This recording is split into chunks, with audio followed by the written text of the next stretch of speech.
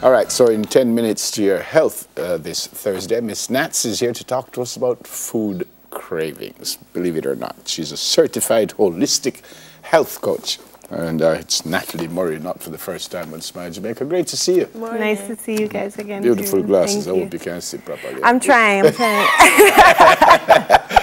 You see enough to make me know anything. Thanks, Neville. Food cravings. Right. Which, well, I know what it means, but what it means? I say I have a food craving. What it you just feel like you really, really, really want something, and it becomes more than just, it's nice to have it, but it becomes a drive inside you that kind of takes over. It is a specific food that you like, or any, you just feel like you want food? Yeah, it's normally a specific food that you like. A craving is for something particular, like chocolate or whatever is your favorite thing. I don't know. Before we get specific, that in itself is bad? It's not that it's bad, but it tells a story. It's information giving, and if we learn to tune into our body, then we can understand why we're having that craving. So there's three reasons mainly why you would have a food craving. It can be an emotional trigger. We all know about stress eating, but it doesn't have to be stress. It can just be that you smell something that makes you think of your childhood, I don't know, grandma's sweet potato pudding, and all of a sudden you really want grandma's sweet potato pudding, or you find the next best thing. So there can be emotional triggers. There can be actually that you're lacking nutrients, you know, and those you have to listen to. And then there's also just plain old sugar cravings, and those you just have to. That's almost addiction. You're addiction, exactly. So how do you cope with the cravings, Natalie? Because when the craving come in, right, yeah, it calls you respond.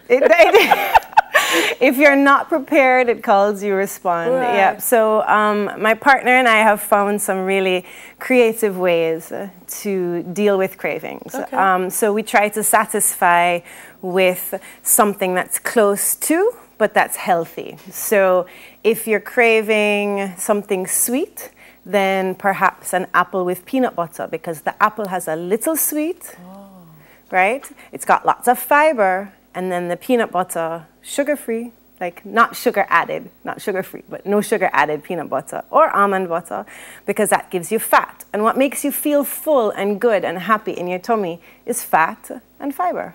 Yeah. Wow. Interesting. I didn't.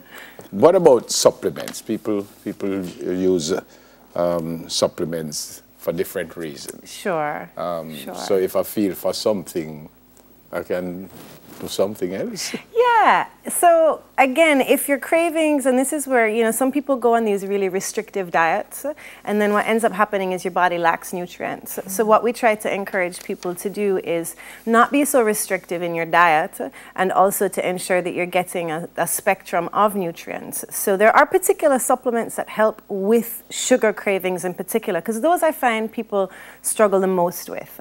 You know, so there's lipoic acid, which is a supplement that we provide. There is gamma aminobutyric acid, commonly called GABA. It's sort of like your body's natural calm down mechanism. So it you know, it de-excites you. You want your tea. And it could just be that you need some extra nutrients. So maybe just go grab a smoothie, make a smoothie. That's what we do quite often. So my partner and I are trying to live a very healthy, like the life that the business that we're creating, we're trying to make sure that we live that life, that we're living it with integrity. Talk to me about smoothies, Natalie, because I was saying to somebody the other day, smoothies, you don't just pile a lot of stuff together. Thank you, Delia. Thank you. Because people seem to think that if it's in a blender, all of a sudden it's healthy. And before you know it, people are making these sugar bombs with fruits and yogurt and honey. And to me, that you might as well, you know, eat a bowl of Frosted Flakes or something, Cheerios or something.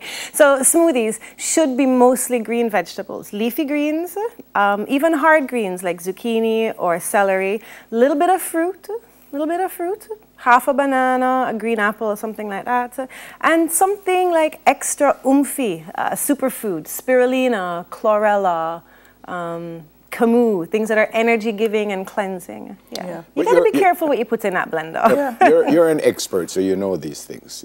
It would be difficult for the average Joe, because like you said a couple of times that your body need nutrients. How me know my body need nutrients? I don't even know what is a nutrient. Right. What is a nutrient? Yeah, how I know that? So it's important to, you know, we've become very used to going to talk to our doctor when we don't feel good, but I think doctors are amazing, and when you have an acute condition or a particular illness, you need to go to your doctor. But a health coach, like what I'm doing, we can really help you identify why you just don't feel right. You know, we can talk you through it and make sure that you're getting the nutrients. Something that we've also just recently introduced is a form of in-house non-invasive testing, where we're actually going to test you and see what you are missing in particular. So it's not this broad spectrum brush that, oh, everybody should eat broccoli. Yeah. Well, does Neville need broccoli? Yeah. You know? Right.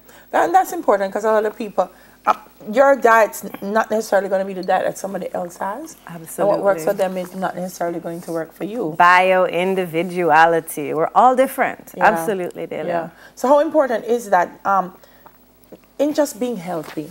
You know, I think we tie health a lot into maintaining weight, losing weight, whatever. But I know a lot of what you talk about really is just being healthy. And yeah. So how important is that to know what your requirements and your needs are? It's pretty important, and I'm really glad you asked that question, because there's a lot of fad diets that float around, and they're not always healthy. They're geared towards weight loss. So again, I'm going to refer to the business that we're building, which is something that we're trying to look at holistic health, complete end-to-end wellness, because I can get you to lose weight like that, and you're going to break out, and you're going to have joint pains. Is that what you want? No. So what's more important? Let's approach health, your environment, the spaces that you live in, the way you think, the way you move, the types of food you eat, and the weight will get there. So very often people equate health and weight, but to me they're very different. They're not very different. They're aligned, but the focus should be health. Wow.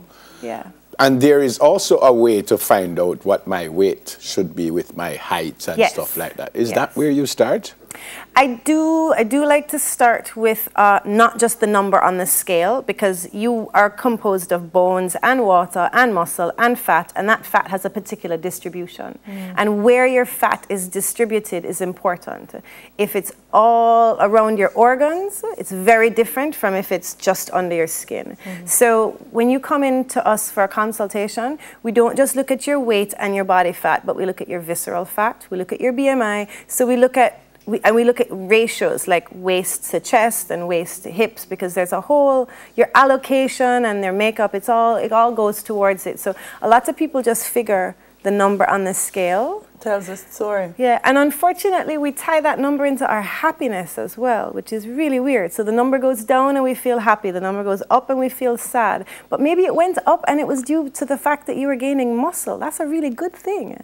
So I almost want to cover up that number on the scale that we get obsessed about and look at more, how are you feeling and how's your makeup changing? Are we growing muscle mass and losing body fat? Because that's important. All right, beautiful. How do we find you? You find me on social media, nataliemurray.jm, or my website has a lot of info, natalie-murray.com.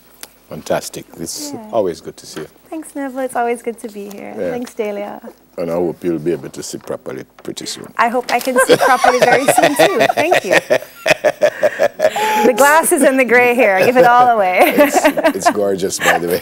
Certified holistic health coach, Natalie Murray. So you need to look after yourself, folks, and you need to do what you can to find out how to look after yourself. All right?